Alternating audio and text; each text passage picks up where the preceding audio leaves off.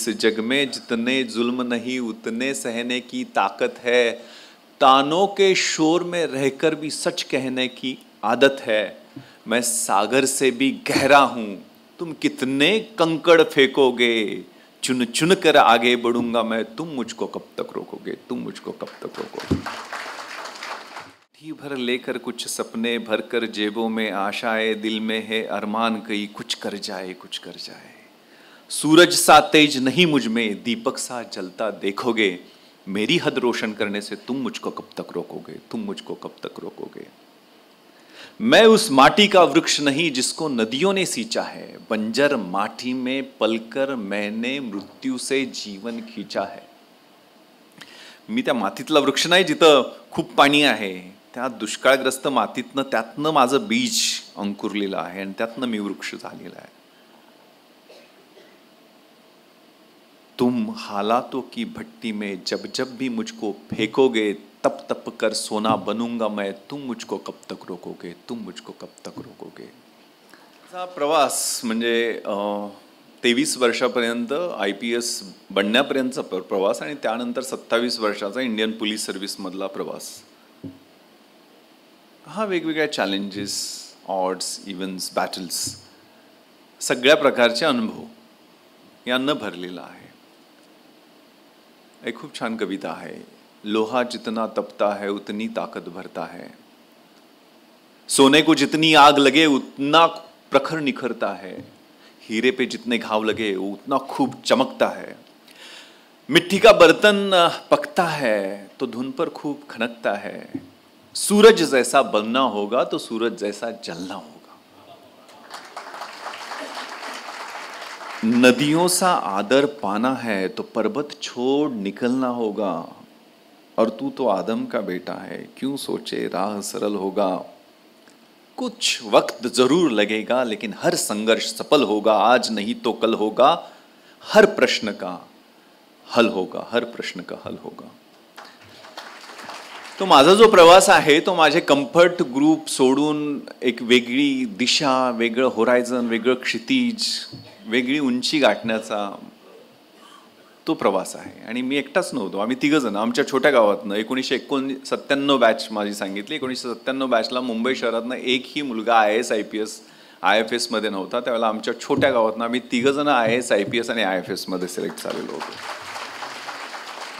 आनंद पाटील माझा कझिन, तो आता additional secretary education department government of इंडियामध्ये काम करतोय। सुगंध चौगले तो senior Indian foreign service officer आहे आणि मी ॲडिशनल DG महाराष्ट्राचा अँटी करप्शन ब्युरोचा म्हणून काम करत आहे। ग्रामीण भागातली मुलंही रानफुलासारखी असतात आणि रानफुलांना जर काळी कसदार जमीन, चांगला सूर्यप्रकाश, चांगलं खतपाणी मिळालं तर ती अशी रुजतात, अशी उमलतात, अशी फुलतात की त्यांच्यासमोर कमळ, गुलाब, मोगरे, डॅफोडिल सगळे फिके पडून जातात। आम्ही आपले ग्रामीण भागातले वारणेच्या काठावर फुललेली काही मुलं आणि UPSCचं जे थ्रोन होतं ते कॉन्कर करायला 1997ला जी काही फुलं फुललेली होती त्यातला मी एक होतो। आणि मी फक्त IPS मध्येच त्या वर्षी वयाच्या 23 वर्षी सिलेक्ट झालो नव्हतो, तर मी MPSCतनं सुद्धा डेप्टी कलेक्टर आणि सेल्स टॅक्स ऑफिसर म्हणून 2 पदं मला मिळालेली। मग एका वेळेला 3 म्हणजे 12 परीक्षा मी 1996च्या परीक्षामध्ये सलग पास होत गेलेलो होतो। मग हे कसं झालं आणि तिघजण एका गावातनं, आणि मग तो एक प्लॅन, तो एक ट्रॅप, एक दिशा ठरवून एक स्मार्ट गोल, स्पेसिफिक, मेजरेबल, अटेनेबल, रिअलिस्टिक आणि टाइम बाउंड असं एक गोल ठेवून केलेला तो एक प्रवास होता। मी 6वी पर्यंत जिल्हा परिषद शाळा क्रमांक 1 म्हणजे महानगरपालिकेची जशी शाळा असते तशी माझ्या गावातल्या शाळेत मी शिकत होतो। 10वीला मात्र मी 7वीला मी तालुक्याच्या ठिकाणी गेलो आणि माझ्या शिक्षकांच्या घरी पेइंग गेस्ट म्हणून राहत होतो आणि त्या शिक्षकांनी मला सवय लावली पहाटे उठायची। सवयी खूप महत्त्वाच्या असतात, habits. What ever we think, आपले थॉट्स जे आहेत ते आपले शब्द बनत असतात, आपले शब्द आहेत, what ever words we speak those become our actions, त्या आपल्या कृती बनत असतात। आपल्या कृती ज्या असतात त्या सलग 21 दिवस केल्या त्या ॲक्शन्स की त्या हॅबिटमध्ये पण परावर्तित होत असतात। चांगल्या हॅबिट्स असतील तर चांगलं चारित्र्य घडतं, वाईट हॅबिट असतील तर वाईट चारित्र्य घडतं। आणि चारित्र्यावरती आपला भविष्यकाळ अवलंबून असतो. When there is righteousness in the heart, there is beauty in the character. When there is beauty in the character, there is harmony at home. When there is harmony at home, there is order in the nation. And when there is order in the nation, there is peace in the world. Doctor APJ Abdul Kalam सरांनी असे शब्द म्हटलेले आहेत. त्या सवयी, त्या habits ज्या माझ्या शिक्षकांनी लावल्या, त्यातली सगळ्यात महत्त्वाची होती पहाटे 3 वाजता उठायची, त्या ब्रह्ममुहूर्तावर अभ्यास करायची, थंड पाण्याच्या नळाखाली. म्हणजे आज मी 36 किलोमीटर धावल्यानंतर 12 मिनटं बर्फाच्या पाण्यात बसलो होतो, म्हणजे जेणेकरून माझी पेन सगळी निघून जाईल, माझ्या वेदना सगळ्या निघून जातील, माझ्या मसल सोरनेस कमी येईल. त्या सवयी माझ्या शिक्षकांनी लावलेल्या. ते मी 4 वाजता उठलो होतो, 5 वाजता मी धावायला सुरुवात केली. त्या सवयी मी आजपर्यंत तशाच ठेवलेल्या आहेत. त्यामुळे चांगल्या सवयी मुलांना लावणं शिक्षकांचं, पालकांचं, कारण समाज हा बटाट्याच्या ढिगासारखा नसतो, तो डाळिंबासारखा बांधून ठेवायला लागतो. आणि ते बांधण्याचं काम आईच्या गर्भातच सुरू होत असतं. मग जन्म झाल्यानंतर, मग शाळेत, कॉलेजमध्ये, समाजात आल्यानंतर ती बांधणी चालूच असते. पण आजकाल काय दारबंद संस्कृती आहे हो, माझा जीव घुटमळतो बऱ्याचदा. समोरच्या फ्लॅटमध्ये कोण राहते त्याच्याशी काही घेणं देणं नसते. ते गावाकडचं परडं, कट्टा, तुळशीचा, अंगण, ते गाई म्हैशी, ते सगळं आता मुलांना ते नेटवरच बघावं लागतं. ते आपल्या घरात म्हणजे तो गावाकडचा वाडा विकतात आणि मुंबईतून 1 BHK 2 BHK घ्यायचं. मग त्या TV, fridge, microwave, washing machine, computer, सगळ्याला जागा असते. पण म्हाताऱ्या आईवडिलांना मात्र जागा नसते. It's very unfortunate. माझ्या आजीचा विरह मला अजूनही आठवतोय. म्हणजे 12वीला असताना मला मार्क कमी पडली, म्हणजे माझी आजी त्यावेळेला गेली सोडून. म्हणजे जसं प्रियकर प्रेयसीच्या विरहामध्ये, तसा तो मला विरह आजीचा आठवतोय. कारण मला ती कुस्करून भाकरी खाऊ घालायची, शाळेतनं येताना वाट बघायची. So that my rural touch, rural village. म्हणजे तो माझ्या शिक्षकांनी, माझ्या पालकांनी, माझ्या आजीनं दिलेले संस्कार जे होते ते मला खूप महत्त्वाचे वाटतं. ते संस्कार, अपब्रिंगिंग, ग्रूमिंग, ते लहानपणी जे झालं ते महत्त्वाचं आहे. मी परत 3 वाजताची सवय, माझी इथं राहायची सोय झाली नव्हती. मी कुठेतरी आंबिवलीला राहत होतो, कल्याणच्या पुढे, ते टिटवाळ्याच्या गणपतीच्या अलीकडं. आणि मग 3 वाजता उठून मी 3:30ची ट्रेन पकडून विटीला, त्यावेळेच्या विटीला आणि आत्ताच्या CSTला, आमचं जे SIC state institute for administrative careers, त्या संस्थेत पोचायचो मी 5:30-6ला पहिला पोचलेला. आणि मग अभ्यासाला सुरुवात करायची. आणि वडील माझे 4थी शिकलेले, पैलवानगडी, 4 वर्षापूर्वी आम्हाला सोडून गेले. ते ही वॉज अ रेसलर. त्यांचे बलदंड भाऊ आणि गावचे सरपंच पण होते. आणि त्यांच्या खांद्यावर ज्या वेळेला मी कधी कधी मला कुशीत झोपायला घ्यायचे, ते त्यावेळेला मला म्हणायचे, मामलेदार झाला पाहिजेस, फौजदार झाला पाहिजेस. त्यांच्या दृष्टीने तेच फौजदार, मामलेदार आणि स्वप्न दाखवायचे. आणि नंतर तर त्यांना कळायला लागलं कलेक्टर. ते नंतर पण पंचायत समितीला सभापती पण झाले, जिल्हा परिषदेला निवडून येऊन. त्यावेळेला ते कलेक्टर, CEO, SP, कमिशनर, ती स्वप्न दाखवायची. आणि त्यांना नंतर मी ज्या वेळेला मुंबईमध्ये, दिल्लीमध्ये अभ्यास करायचो, त्याला हुमणी किड्याची साथ आलेली, ऊसाला रोग लागायचा, खूप चांगली परिस्थिती नाही, 3.5 एकर जमीन आमची सगळ्यांची मिळून. आणि त्यावेळेला मग मीटिंग, ती चॅलेंजेस, ते आर्थिक चणचण असायची, पण ती कधीही त्यांनी मला कळू दिली नाही. शेती विकली 1.5 एकर आपल्या मुलांच्या शिक्षणासाठी, तेही कळू दिलं नाही. पण एक पत्र, पोस्टकार्ड मला लिहायचे ते लहानपणी, मोडी लिपीत सही असायची त्यांची. आणि त्या पोस्टकार्डमध्ये न चुकता एक शेवटची लाईन लिहायची की, भावड्या, प्रेमानं मला घरी भावड्या म्हणतात, भावड्या, माझे डोळे मिटायच्या आधी तुला एकदा कलेक्टर म्हणून लाल दिव्याच्या गाडीतनं पाहायचं आहे, तेच माझं स्वप्न आहे. या माझ्या कमी शिकलेल्या बापाच्या स्वप्नासाठी मग तो अभ्यास केला. तिथून मुंबईत आलो. मुंबईत 2 मुंबईत आहेत ना आपल्याला, एकदम भारी वाटणारी मुंबई. आणि नंतर आम्हाला कुठं राहायची सोय नव्हती, तर आमदार निवासला राहायची सोय झाली. आपल्याला माहिती आहे ते मॅजेस्टिक आमदार निवास गुलाब्याच्या कॉजवेवरती आहे. गावाकडचे सगळे कार्यकर्ते त्या आमदार निवासमध्ये येऊन राहत असतात. आणि त्या कुलाबा कॉजवेमध्ये काय काय खातात त्याचा सगळा वास रात्री सोडतात, त्यामुळे झोप पण लागायची नाही. सो त्या परिस्थितीमध्ये संध्याकाळच्या वेळेला मरीन ड्राईव्हला जायचो. सूर्यास्त होत असताना डोळ्यात अश्रू असायचे. कसं होईल आपलं, आपण खरंच सिलेक्ट होऊ का, हे IAS IPS खूप मोठं स्वप्न आहे. तिथून फिरत फिरत कधी बॉम्बे जिमखाना, CCI हे क्लब दिसायचे. तिथंच समोर यशोधन, सुनीती, सुरुची IAS ऑफिसरच्या निवासस्थान आहे. तिथं लाल दिव्याच्या गाडीतनं ते अधिकारी उतरताना दिसायचे. ताजमहाल हॉटेल त्या मॅजेस्टिकच्या जवळच आहे, तिथं मग तो लखलखाट, ते सगळं पॉम्प अँड शो, ते सगळं श्रीमंती, त्याचं दर्शन व्हायचं.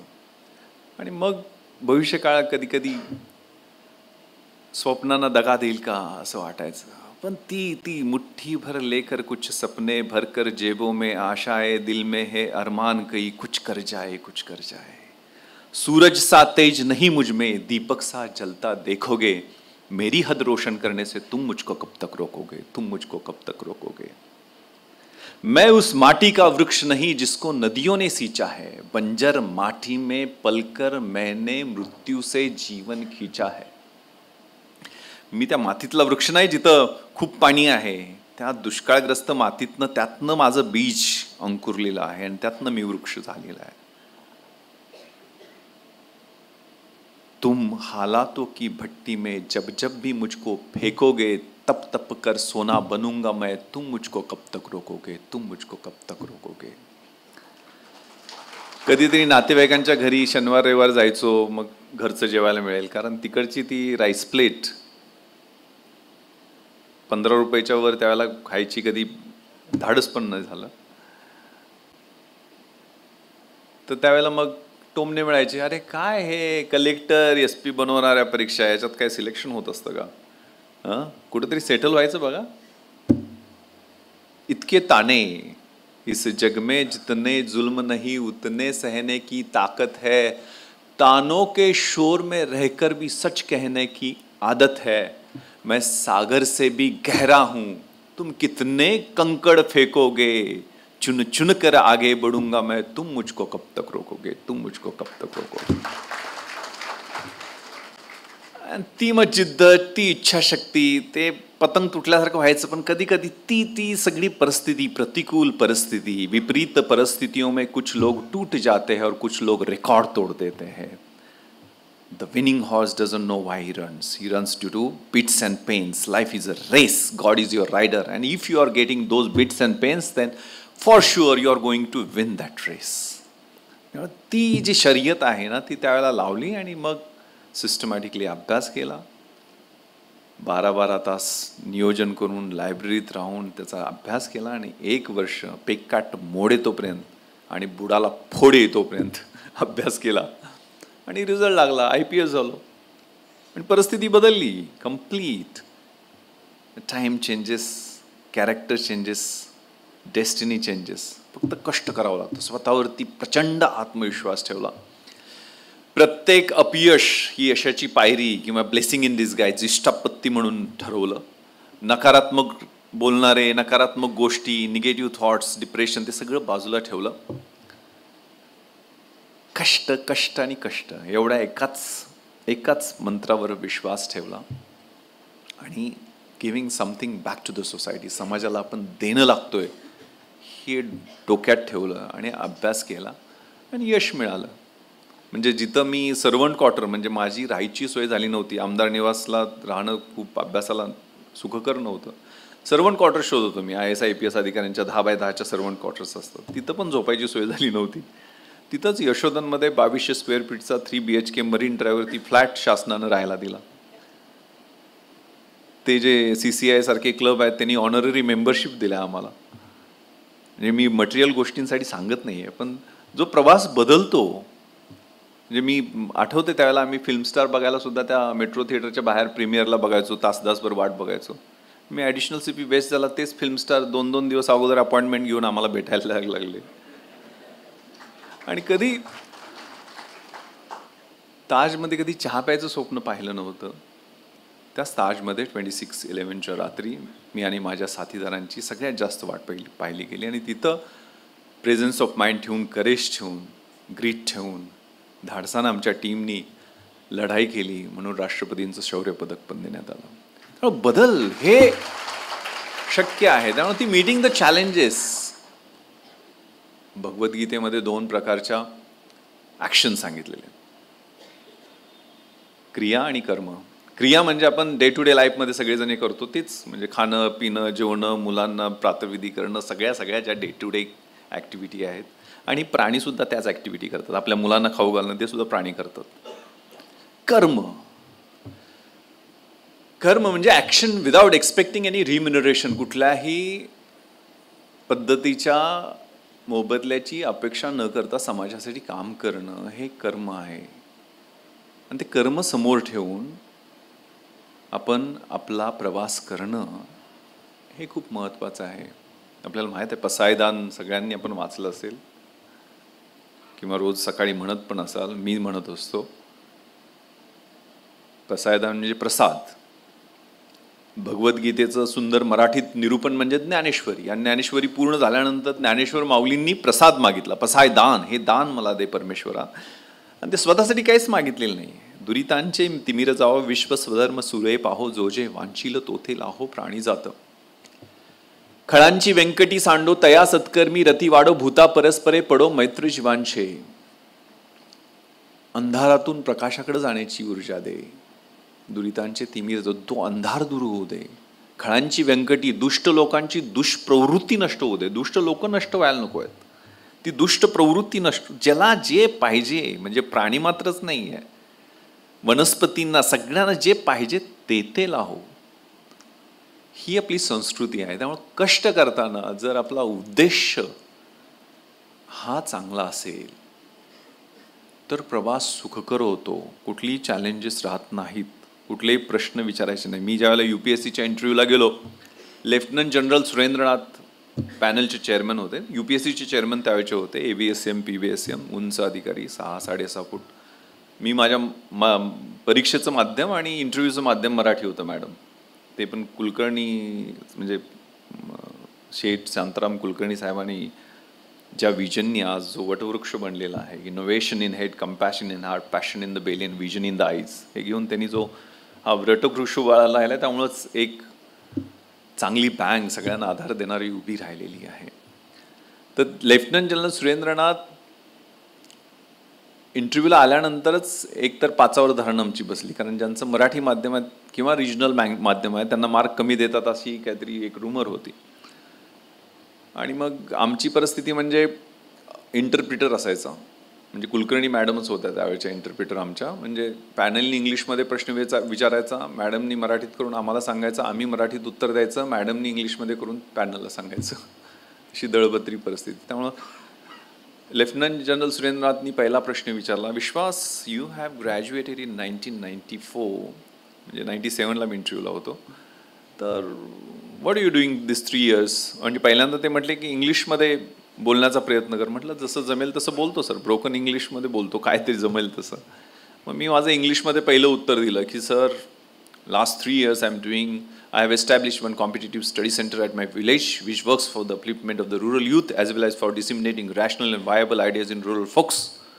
तू तर चांगलं इंग्लिश बोलतोय. तेवढंच उत्तर पाठ करून ठेवलेलं होतं. कारण ग्रॅज्युएट झाल्यानंतर काय करतोय, सगळ्यांना प्रश्न विचारला जातो. त्यापुढं खरं इंग्लिश माझं सुरू झालं. ते घाशीराम कोतवाल त्या कंट्रोवर्सीबद्दल विचारलं, त्यात तर मला ते बिहाइंड वुमेन, स्त्री लंपटचं मी बिहाइंड वुमेन असं काहीतरी म्हटलं, त्याचा गोंधळ झाला होता. पण माझा इंटरव्ह्यू ज्यावेळेला गेला तसं मराठी, इंग्लिश आणि हिंदीमध्ये जसं जमेल तसं प्रामाणिक राहून सत्य आहे ती उत्तरं देत गेलो. शेवटचा प्रश्न विचारला तो खूप इंटरेस्टिंग होता की विश्वास, इस दुनिया में तुम क्यों आए हो? आता मी तर स्वतः आलेलो नाही, माझ्या आईवडिलांनी मला आणलं. पण मी पॉज घेतला, त्याच्या पाठीमागचा उद्देश काय असू शकेल. आणि मग एक युद्धातल्या सैनिकाची कविता आहे, द पोएम ऑफ ला मांचा. ती कविता म्हटलं, सर, माझी कदाचित माझ्या आयुष्याची उद्देशपत्रिका असू शकते. मी ती परवानगी असेल तर म्हणेल. आणि ती कविता अशी आहे, to dream the impossible dream, to fight the unbeatable फो, to love the pure and chaste from afar, to right the unforgivable wrong, to try when your arms are too weary. माझे हात पाय बाहू सगळे थकून गेलेले आहेत, पण त्यावेळेला मला एव्हरेस्ट दिसतोय आणि ते एव्हरेस्ट चढण्याची माझी इच्छा आहे आणि मी ती पूर्ण करणारच. To reach that unreachable star, this is my quest, to follow that star no matter how hopeless, no matter how फार, to fight for the right without questions, without pause, to be willing to march into the hell for heavenly cause. माझा सत्यासाठी संघर्ष करायचा आहे, कोणताही प्रश्न विचारायचा आहे नाही, कोणताही थांबा घ्यायचा आहे नाही, माझी नरकात जायचीही तयारी आहे, मात्र त्यासाठी असणारं कारण स्वर्गीय असलं पाहिजे. त्यामुळं ते कारण, कारण 26/11 ज्या वेळेला आतमध्ये दहशतवादी आहेत हे माहीत असताना प्रवेश केला, त्याला मला कुणी प्रश्न विचारला नसता, कारण बॅकअप नव्हता माझ्याकडे, AK-47 नव्हती, माझ्याकडे एक पिस्टल होतं, एक ग्लॉक पिस्टल. पण तिथं जर मी थांबलो असतो, वाट पाहतो, कारण आतमध्ये सर्वसामान्य माणसं मारली जात होती, स्त्रिया, फॉरेनर्स हे आवाज देत होते.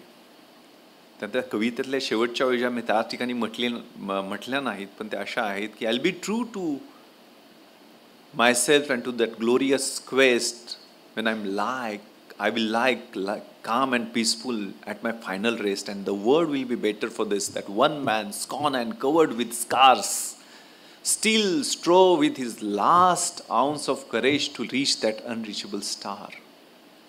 कारण खूप महत्वाचं आहे. कारण आपल्याला माहिती असेल की ज्या परिस्थितीत त्या रात्री आमचे अधिकारी आणि कर्मचारी लढले, तुकाराम मुंबाळे साहेब, एक लाठी घेऊन माणूस कसा आपला भिडतो काय, 5 गोळ्या पोटात घेतो तरी ती पकड ढिली होत नाही, एक अतिरेकी जिवंत पकडला जातो. त्यामुळे ती खाकीची कमिटमेंट, म्हणजे मी माझ्या प्रोफेशनमध्ये आलो आहे, म्हणजे माझं स्वप्न हे क्राईमलेस सोसायटी, युटोपियन वाटेल, पण माझ्या स्वप्नात नेहमी असलं पाहिजे मी क्राईम फ्री सोसायटी करतो. डॉक्टरचं स्वप्न असलं पाहिजे की डिसीज फ्री, इम्पॉसिबल आहे, पण ते उद्देश माझा राहील. दिन हूँ रात हूँ सांझ वाली बाती हूँ मैं खाकी हूँ, आंधी में तूफान में होली में रमजान में, देश के सम्मान में अडिग कर्तव्यों की अविचल परिपाटी हूँ मैं खाकी हूँ, तैयार हूँ हमेशा ही तेज धूप और बारिश को हंसकर सहने को, सारे त्योहार भीड़ के साथ मनाने को, कभी पत्थर और कभी गोली भी खाने को, मैं बनी दूजी माटी हूँ मैं खाकी हूँ, विघ्न विकट सहकर भी सुशोभित सचित भाती हूँ, मुस्काती हूँ इठलाती हूँ, वर्दी में गौरव पाती हूँ मैं खाकी हूँ, तम में प्रकाश हूँ कठिन वक्त में आस हूँ, हर वक्त तुम्हारे पास हूँ, बुलाओ तो दौड़ी आती हूँ मैं खाकी हूँ. शेवटच्या ओळी खूप छान आहेत. भूख और थकान की बात ही क्या, भूख और थकान की बात ही क्या, कभी आहट हूँ कभी चोटिल हूँ, और कभी तिरंगे में लिपटी रोती सिसकती छाती हूँ मैं खाकी हूँ. सायन्स विदाउट ह्युमॅनिटी जे 26/11 पाहिलं, मला आठवतं आहे मी नगरलाच SP होतो त्यावेळेला doctor APJ Abdul Kalam sir त्यांचा वाढदिवस साजरा करायला प्रवरानगरला आलेले होते, आणि ते कुणासोबत, फिजिकली चॅलेंज्ड काही मुलं होती त्यांच्यासोबत त्यांना तो साजरा करायचा होता. आणि ते काय गिफ्ट घेऊन आलेले होते, जयपूर फूट, म्हणजे त्याच्यासाठी वापरलेलं जे मटेरियल होतं, आपल्याला माहीत आहे पृथ्वी मिसाईल मॅन, मिसाईलमधलं ते पृथ्वी मिसाईलचं पॉलियुथेरिन नावाचं मटेरियल, ते इतकं हलकं वजनाला, इतकं टणक, टिकाऊ आणि एन्ड्युरिंग असं मटेरियल होतं. म्हणजे त्यांना ते लक्षात आलं की आपण पृथ्वी मिसाईल बनवतोय, मिसाईलचा उद्देश कदाचित पाकिस्तानला 250 किलोमीटरवरून नेस्तनाबूत करण्याचा असेल, पण त्यावेळेला त्या मिसाईल बनवताना तेच मटेरियल वापरून जर जयपूर फूट बनवले तर मुलांच्या स्वप्नातली जी फिजिकली चॅलेंज्ड मुले, त्यांच्या स्वप्नात ती लीप पाऊंडसह ती उंच उडी त्यांना घेता येईल का, हे स्वप्न. दिस इज सायन्स विथ ह्युमॅनिटी. आणि हे जे AK-47 ग्रेनेड्स आणि आता आपण रशियामध्ये युक्रेनमध्ये पाहतोय, गाझा इस्रायलमध्ये पाहतोय, ते सायन्स विदाउट ह्युमॅनिटी, मास डिस्ट्रक्शनच्या. म्हणजे मला आठवत आहे, मी त्या रात्री हॉटेल ट्रायडनमध्ये ASL मी आणि माझी टीम करत होती, कारण 28 तारखेला देशाचे त्यावेळेचे पंतप्रधान ट्रायडनमध्ये एका कार्यक्रमासाठी येणार होते. 9:30ला वी फिनिश्ड ASL. आणि घरी जाऊन मी जेवत करत होतो, कारण युनिफॉर्मवरच होतो, संपलेला होता माझा सगळा बंदोबस्त, पण भूक लागलेली आणि पत्नी जेवण देत होती. 9:45ला I got call from doctor Venkatesham sir, माझे ॲडिशनल CP, की विश्वास रश टू लिओपोल्ड, तिथं फायरिंग चालू आहे आणि आपला काहीतरी कॉन्स्टेबल इंज्युअर झाला आहे. लिओपोल्ड म्हटल्यानंतर मी गोंधळलो की सर समथिंग इज रॉंग. मला गँगवॉरमधनं वगैरे असेल असं त्यांनी सांगितलं. म्हटलं मी रश करतोय, पण लिओपोल्ड म्हटल्यानंतर माझ्या डोक्यात प्रकाश पडला की साधारण ऑगस्ट-सप्टेंबरमध्ये लिओपोर्टे अशा नावाचं इनपुट आलेलं होतं, LEOPORT, आणि ते DGP ऑफिस किंवा हायकोर्ट असू शकेल आणि तिथं काहीतरी घातपात होऊ शकतो. पण मी माझ्या अधिकाऱ्यांच्या बैठकीमध्ये हे लिओपोर्टे हे साम्य दिसत नाही, कारण त्या लिओपोल्डमध्ये बियर प्यायला आणि चिकन खायला सगळ्या फॉरेनचे लोक येतात. त्यामुळं 26ला अटॅक झाला. 24 आणि 25 तारखेला मी माझ्या अधिकाऱ्यांसह आणि महानगरपालिकेच्या गाड्यांसह त्या कुलाबा कॉजवेवरचे 193 हॉकर्स काढले. त्यामुळे प्रधान कमिशनने आमची चौकशी केली. त्यांनी ह्याच्यासाठी आम्हाला क्रेडिट दिलं की प्रोॲक्टिव्ह ॲक्शनमध्ये आतमध्ये 11 लोक मारले गेले, परंतु बाहेरच्या रँडम फायरिंगमध्ये एकही व्यक्ती जखमी किंवा मृत्युमुखी पडला नाही, कारण लोकांना तिथनं बाजूला होता आलं, गोंधळ निर्माण झाला नाही. बाहेरच्या बाजूला म्हणजे त्यांना पळता आलं, एस्केप करता आलं.